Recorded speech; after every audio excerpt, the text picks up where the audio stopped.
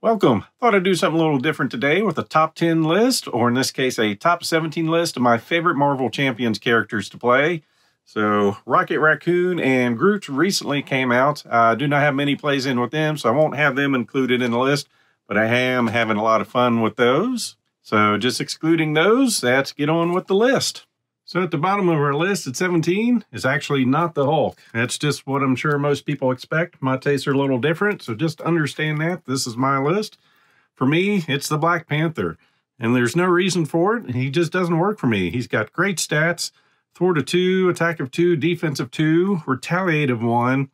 He's got the standard hand size of 5 in hero form and 6 in alter ego, 11 hit points, so above standards, something that should be great.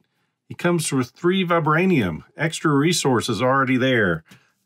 The trick to him, he's got 5 cards that are Wakanda's Forever. So as a hero action, resolve the special ability on each of his upgrade cards. So this is where it gets lost on me. I never have good luck pulling his cards.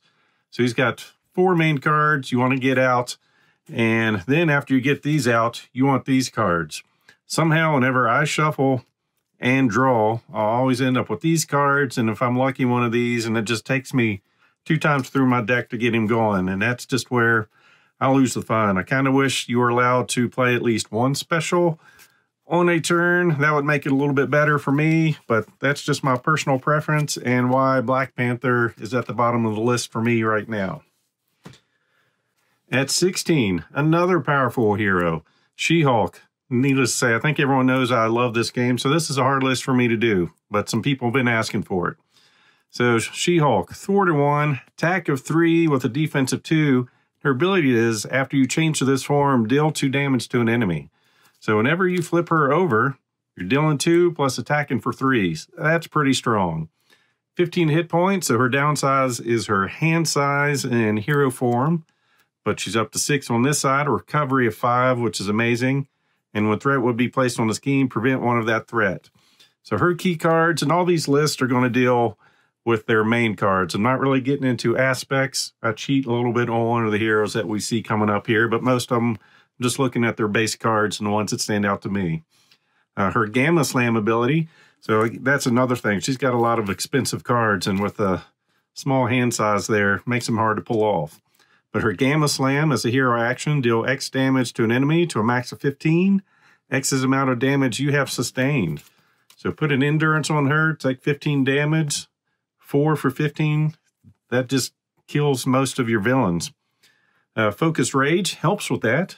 Exhaust this card and take a damage to draw a card. So that's a good way to build up to that and deal with the small hand size. And Split Personality is fun when you can get that pulled off. Change your form, flip your identity card, which does not count against your 1 free flip. Then draw up to your printed hand size. So you can start your turn in this form with the 4. Play this. Maybe you've got additional cards in your hand to flip over, draw 6 cards, then flip back over and do some major damage. So there's a lot of neat tricks to her, and she is one of the heroes where I think it's best to flip often back and forth. Then we actually get to the Hulk. He's just hard to play with. He's got to beat things down. I do a lot of solo only plays, so with him, you've got to beat something up quick because you've got no way to thwart except for 1 card in there. But his main thing, well, things that hurt, hand size of 4, and even on alter ego, hand size of 5. And its ability is draw a card and then discard a card. So hand management is difficult in this, but his abilities, well, the 3 attack is nice. Hero Interrupt, when you make a basic attack, you get plus 10 attack for that. So he's swinging for 13 there. Now, the hard part is if you paid for this card only using physical resources, the attack gains the overkill. So typically you have to build his deck heavy in that resource or hope you get Limitless Strength along with your Hulk Smash. And Immovable Object's another card I like getting in there. By chance you can't win early, gets him another 4 hit points and Retaliate. Then I move on to Thor. He's got a similar problem. Hand size of 4, hand size of 5. So he's 1 short on both sides there. But his setup, well, he's still got 14 health. That's good. Setup, search your deck for his Mjolnir upgrade, so you get his hammer right off the bat. Thor to 1, attack of 2, defense of 2. But getting his hammer in his hand gives him a +1 attack, so he's going to have +2 for everything there. He's also a good hero. You don't always have to go heavy for resources. He's got 2 already built in. It is a hero resource to exhaust to generate an energy resource, which is good to have, and goes good with his hammer throw. Exhaust Mjolnir, deal 8 damage to an enemy and return it to your hand. This attack gains overkill, so nice big damage. Of course, Spider-Man does it just a little bit better. And this is the only one hero I've thrown in one of the aspect cards. Really plays into his text here, because even with the low hand size, response after you engage a minion, which is the same as a minion engaging you, you draw 2 cards. And it's once per phase, so this can happen during the hero phase, and then once again during the villain phase. So potentially, even though his hand size is 4, he can get 8 cards on his turn. So what happens is, during the villain phase, villain comes over, your hand size goes from 4 to 6. Then the start of your turn, maybe you can ask for another enemy to come over and say hello, engage you, and draw up to 8. So it's real fun to get that going off. It is fun to play. It's just, there's a lot of great heroes I like playing in this game. Then at 13, we've got Wasp. So she's a fun one just because of the new cards. It's the 3-sided card. You've got her aspect or alter ego, flip to hero tiny form, then open up to hero giant form. A lot of abilities that can help. So threat you remove using your basic Thor power can be divided among different schemes. And the same thing for her attack, so she can split that out across the board. Her alter ego, shuffle up to 2 cards with a printed middle resource from your discard pile into your deck. So a lot of times I find myself just flipping to that to get some better cards in my deck to draw into. She's got some great damage things here too, with a pinpoint strike, dealing 7 damage to an enemy. If you're in tiny hero form, it deals an additional damage and overkill. Giant help, remove 3 threat from a scheme, maybe 4. Her wasp sting. If you're in giant form, you're doing 4 damage divided among enemies as you choose. If you're in tiny form, you're dealing 5 damage to an enemy.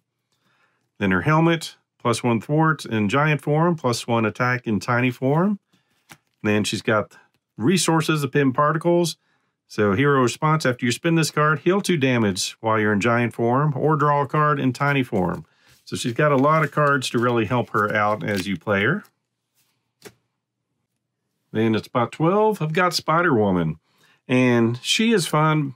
Normally, you can only choose one aspect. What she allows you to do during your deck construction, you can choose 2 aspects. You must include an equal number of cards from both of those, but it adds for a lot of fun building that up. And on her hero side, while she's got some weak stats here, they get boosted easily. So when you play an aspect card, Spider-Woman gets +1 thwart, +1 attack, and +1 defense until the end of the round. Limit once per round for each aspect.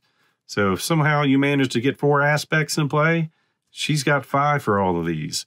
I don't get that to happen often, but a lot of times I can get at least 2 or 3 in there to make her stats a 3 or 4.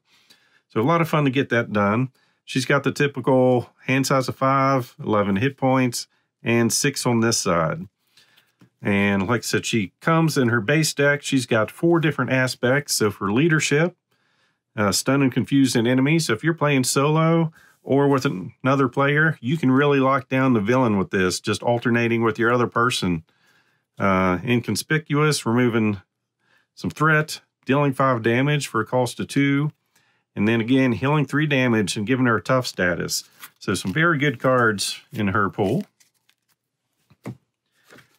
Then at spot 11, I've got Captain Marvel, who is extremely powerful as a solo player. Basically, she can just beat her way through just about anybody in 2 or 3 rounds, depending on how you build the deck.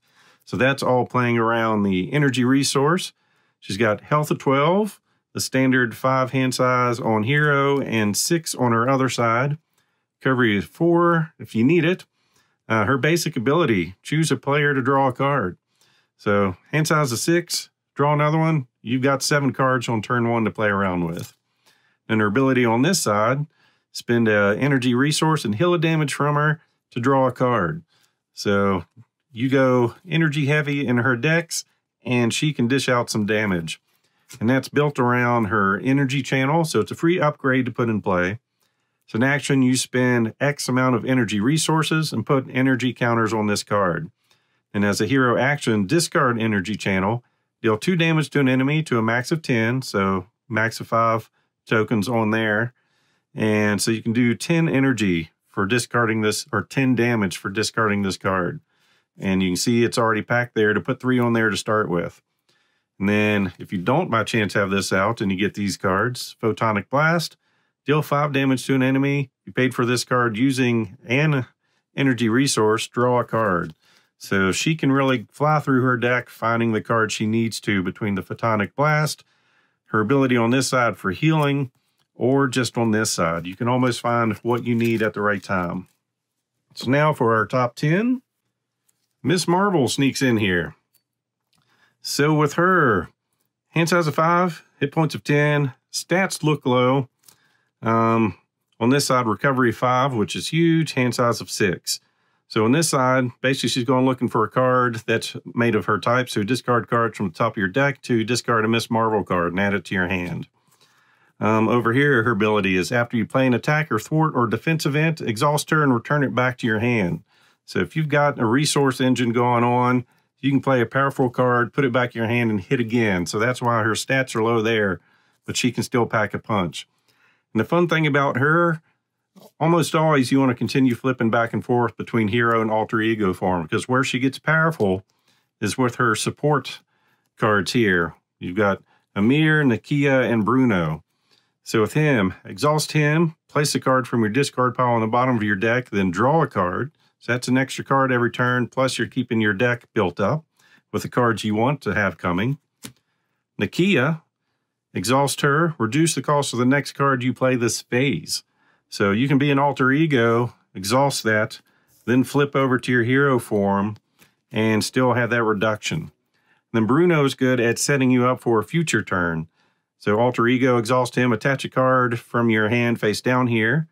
Then as an action, add up to 3 cards attached here to your hand. So you can really set up for some powerful turns with her. And also, putting these upgrades, if you get those in play, you've got Shrink. When you play a thwart event, exhaust this, increase the amount of threat that event removes by 2. And Embiggen does the same thing, except for attacking, increase the amount of damage. So she's a lot of fun to play, flipping back and forth and all the choices she has to make. Then at number 9, we have Iron Man. So he's a lot of fun because of his hand size. Starts at 1. So you get +1 hand size for each tech upgrade you control. So you're starting off as Tony Stark in your normal clothes. And throughout the game, you're trying to build your suit. So you're adding extra tech in play. So you can get up to drawing 7 cards, but that's the hard part for him. If you're playing true solo, it's difficult on those villains that scheme out quickly. But if you're partnering up with someone that can support you while you build up, 2 or 3 turns, you can get all the tech you need. And then he is just extremely powerful with all the options he has. And unlike Black Panther, he can use all of his tech as soon as they come in. Now, some just give him hit points, which he drastically needs because he's at 9 and he's probably going to take a couple cheap shots while you're trying to build up. His boots add a hit point. So in his decks, you do want to build up with energy and mental resources because of different cards. So that's going to make some of his tech a little bit better. So his helmet, remove a threat from a scheme, 1 from each scheme if you have the aerial trait. Exhaust this just to ready Iron Man, so he gets to go twice. So he can thwart for 2, or if you're getting built up on some, or thwart for 4, or if you're getting built up on something else, or if he has to defend or something. Good way to ready him. The Power Gauntlets, deal damage to an enemy, 2 damage if you have the aerial trait, and of course he needs more than 1 boot to really get built up. So he's a lot of fun to construct. Then for number 8, I've got Hawkeye. So he's similar in building up. Of course, you want him to get his bow, giving him +1 attack. Starts with a thwart of 1, 2 attack, and a defensive 1. So you can exhaust Hawkeye to ready his bow. His bow is going to allow you to do some different things. And his alter ego, spend a resource of any type to search your deck and discard pile for his bow. So if you don't have it to start with, you can go find it. Key card you want to get for him is his quiver. So you may play arrow events attached to this card as if they were in your hand. So it's like having an oversized hand. As a hero action, exhaust his quiver, search the top 5 cards of your deck for an arrow event and attach it face up to this card. So that's where he gets strong. He's got 5 different types of arrows he can play. So dealing with threat, exhausting. His bow is how all these activate. So he can confuse enemies, dealing damage, stun enemies, dealing damage, hit several different minions and the villain, and then just deal 6 damage to something along with piercing. And he's got 2 cards to help you get those things in play. Exhaust this to generate a wild resource for an arrow event. So he's a lot of fun, just packing up his quiver with a bunch of arrows and dealing with whatever situation presents itself. Then for number 7, we go back to the core box with Spider-Man. 4-1, attack of 2, 3 defense. His ability is when the villain initiates an attack against you, you just automatically draw a card. So your hand size of 5 just went to 6 pretty quick. 10 health, alter ego, he creates his own resource. So it's kind of like having 7 cards. You got a resource. Then my favorite card in the game, I wish Aunt May would be shared out as an alter ego action. Exhaust Aunt May to heal 4 damage from Peter Parker. So basically, if you get down to 1 health in Spider-Man's form, you flip over an alter ego, use her, you heal 4. The next turn, you heal 4 and then flip back over. So great at healing. Then his ally. The only ally in the game currently that when it attacks, take no consequential damage. So she's a permanent, let's get rid of toughness. And if you play her in leadership, you can get her built up to where she can get pretty powerful. And of course, he's got the swinging web kick, spinning 3 just to deal 8 damage to an enemy. Backflip, you get attacked when you would take any amount of damage from an attack, prevent all of that damage. And if you're playing solo or 2 players, webbed up can really tie up the villain. Hero form attached to an enemy. When attached enemy would attack, discard webbed up instead, then stun that enemy. So he's going to be tied up for 2 attacks. And he's got web shooters, giving him some resource generation. Then at 6, we've got Scarlet Witch, and I just like her for the chaos. And playing a card and just looking around the table as other people go, you're playing a 5-cost card with chaos magic. So she takes cards off of the encounter deck. So play a card from your hand, ignoring its resource cost.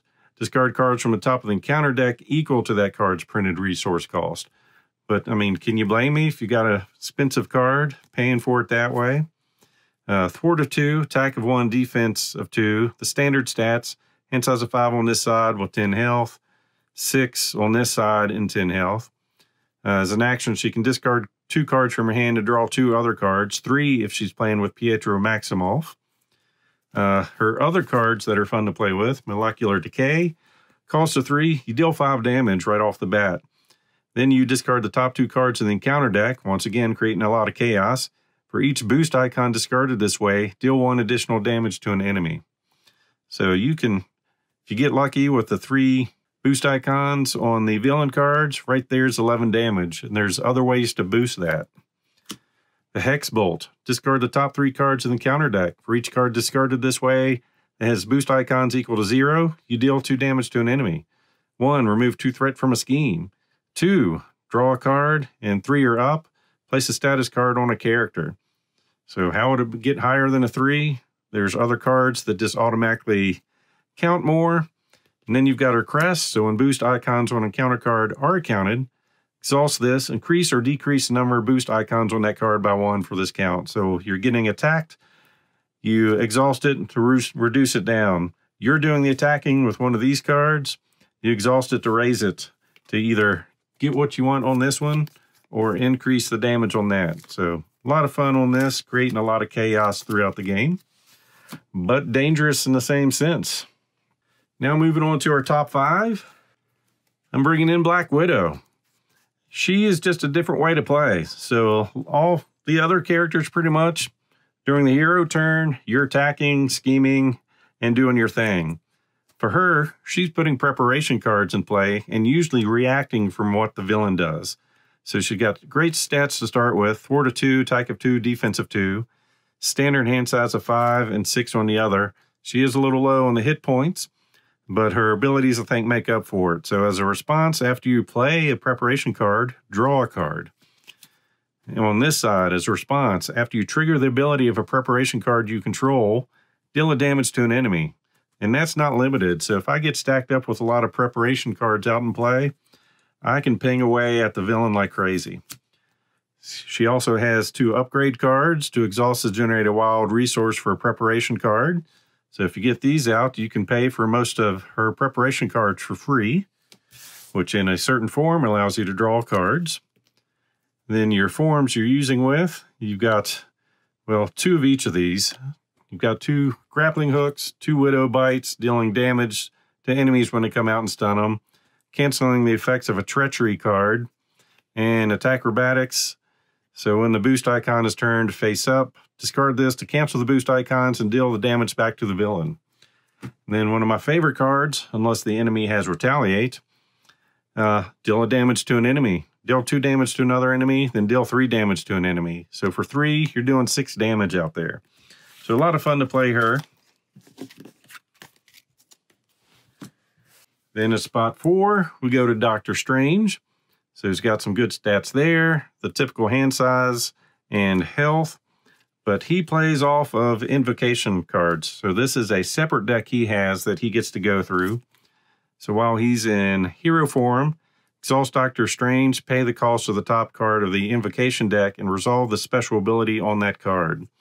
So these things are going to do stuff like confuse the villain, remove 4 threat from a scheme, stun an enemy, deal 7 damage to it, draw 3 cards, choose a status card in play and replace that status card with a different one. So if your enemy's tough, you make them stunned and then go in and hit them. And then the 7 rings, give up to 3 characters each a tough status card. So after you play these, they go to their own separate discard stack, and then you're shuffling and just re-going through them. Very powerful. And what makes him really work is you can do that twice. So you want to go find the Cloak of Levitation, exhaust this to ready Doctor Strange. So he's got an answer to any situation you're going to find out there. At number 3, we've got Quicksilver. So looking here, thwart of 1, attack of 1, defense of 1, hand size of 5, and health of 9. So it doesn't look that powerful there. Where it comes into play is super speed. As a response, after you use one of his basic powers, which are these, ready him, and that's limited once per phase. So during the hero phase, you can thwart an attack, ready, and then do something else. During the villain phase, you get attacked, you defend, you automatically ready. And he's got cards in here. They give him +1 attack, +1 defense, +1 thwart. So if you pair him up with aggression, you can get him up to a 3 attack. Pairing up with protection, get him up to a +3 defense. Pair him up with justice, +3 thwart. And what makes that all work? Friction resistance is a card you want to mulligan for to make sure you can go find. After you ready Quicksilver, ready this card. Then as a resource, exhaust this to generate a physical resource. So on your turn, say you're attacking for 1, you're ready. You attack for 1, then you play Always Be Running using this card. So you exhaust that to generate the resource for this, which is going to ready Quicksilver, which readies him and this card. So you've got a couple of these lined up. You can keep doing that for a while. So it becomes very powerful. And the rest of his cards in his 15 card stack, I don't think there's a bad one in there. So you can really boost his abilities or just do thwart and damage to the schemes and the villains. So very powerful. So at my number 2 spot, we've got Ant-Man. So he's like Wasp. He is one of these 3-sided cards. So, and we'll start with his alter ego. Recovery of 3, hand size of 6, 12 hit points. So response, after you change to this form, heal 1 damage from him, just automatically. Then if you go to his hero, tiny form, thwart of 2, attack of 1, 2 defense. So response, after you change to this form, remove 1 threat from a scheme, just automatically, hand size of 5. Then if you change to his giant form, thwart of 1, attack of 3, defense of 3. After you change to this form, deal 1 damage to an enemy. Hand size of 4. So that is the downside to him, which isn't bad with everything you're doing. So what I like doing with him is 1 turn I'm going to be giant form, next turn tiny, and I just keep flipping back and forth between those forms. And that is made easier with cards like Resize. So hero action, change to your other hero form and draw a card. Like I said, this does not count against your 1 free flip. So I could be in tiny form, play this card, change to my giant form, deal a damage to an enemy, draw another card, then do my free, flip back to this side, remove a threat from a scheme, and I'm still at my hand size of 5. So there's 2 of those in our stack. We also have 3 army events. A support card, hero action. If you are in tiny hero form, exhaust this to deal 1 damage to an enemy. So not an attack, just deal 1 damage to something. 3 of those cards, extremely powerful. Then his helmet upgrade. Hero response, after you change to giant form, heal 2 damage from your hero. Hero response, after you change to tiny form, draw a card. And that just pairs off with Pim Particles. He's got 2 of those. After you spin this card, heal 2 damage from your hero if you're in giant form. Draw a card if you're in tiny form. So he's just got lots of ways to play and lots of fun doing the different things. And then lastly, yep, Captain America. He's been my favorite hero ever since he came out. He's one of my favorites in the Avengers and just a lot of fun and really caters to my play style, which is just, let's just hurry up and beat up on the villain. And he still has options for dealing with schemes too. So he's got the base 11 hit points, hand size of 5 in hero, hand size of 6 in alter ego, recovery of 3. One of his abilities is just reduce the cost of the first ally played each round by 1. And for setup, you go looking for his shield, which is going to give him +1 defense and give him retaliate. So he's going to have his normal stats, 2, 2, and 3. In hero form, as an action, discard 1 card from your hand to ready Captain America. So attack or thwart for 2, discard a card, do it again. He's got 2 resource cards that are just a resource, so that's why it's a little bit better than the others. He can do this in alter ego and in hero form. Exhaust this to generate a physical resource. Already looked at his shield. He can do a shield block. So when you would take any amount of damage, exhaust his shield and prevent all of that damage. He's also got Hero Strike. Deal 6 damage to an enemy if you paid for this card using a physical resource, which generally you're going to have. Stun that enemy. He's got a Shield Toss, so if you need to take care of multiple enemies, discard X cards from your hand, then return his shield from play to your hand. Deal 4 damage to X enemies. So discard 5 cards, deal 4 damage to 5 enemies. This goes back to your hand, and hopefully you put it right back in for free. Fearless Determination. He gets +1 thwart until the end of the phase, and you draw a card. So if thwart gets out of hand, you play that card, draw a card, thwart for 3, discard a card, he readies, thwart for another 3. And then his apartment. Sometimes he needs to relax. So exhaust that, draw a card, and heal him. So he's my go-to hero, and usually if I'm teaching someone how to play the game and they don't have a specific hero they want to play, I'll start them with this because it's very basic on what you're doing. So with that, let me know what your favorite heroes are and what aspects you like playing them with. And as always, I hope you enjoyed this video. So please click on the like button below and be sure to subscribe. Thanks for watching.